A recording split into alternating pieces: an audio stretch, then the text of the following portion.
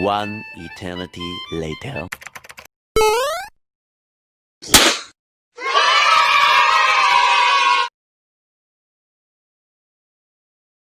Para sa sari-sari tutorial, this is Apptokph.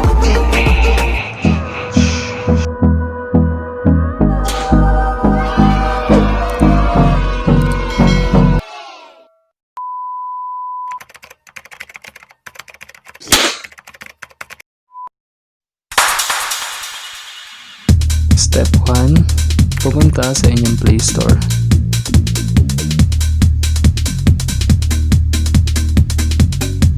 And i-search ang Instagram.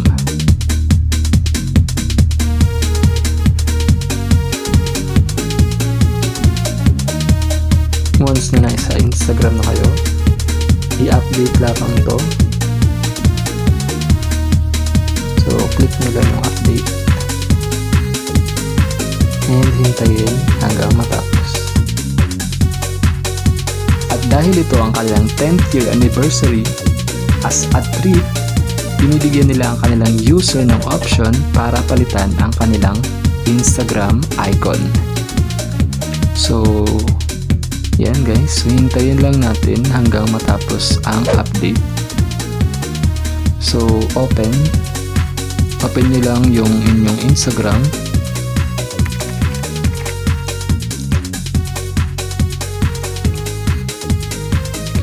So, yun lang no, kailangan nyo lang i-update ang inyong Instagram.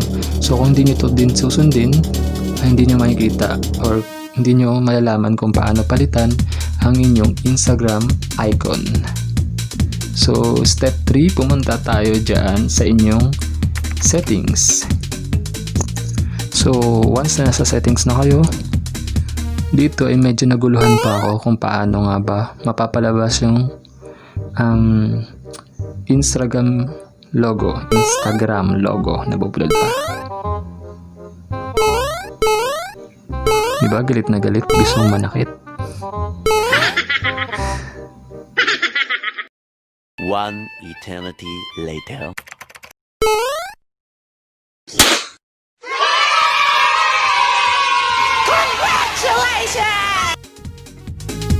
So yun lang guys no, so kailangan nyo lang pala siya i-swipe pababa.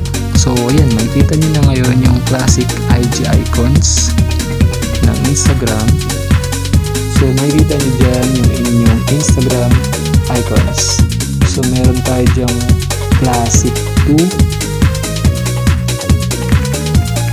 classic, original, codename, twilight, sunrise, aurora, pride, and gold. And may dark pa pala at saka light. Saka very dark.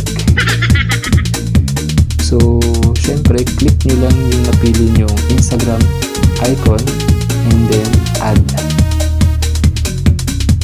So, makikita nyo yan sa home screen. So, ayan. So, once na-connect nyo yan, mapupunta na kayo sa inyong Instagram.